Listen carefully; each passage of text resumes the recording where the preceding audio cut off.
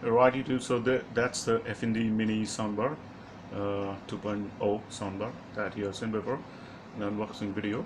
So here also you can see that's the one driver, the left one, and that's the right one, and these two are the passive radiators.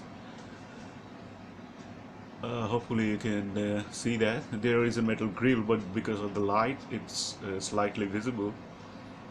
So because of the passive radiators, the sound is a bit more punchy. So I'm going to do the sound test today. I'm going to play some songs from NCS. So let's hear it.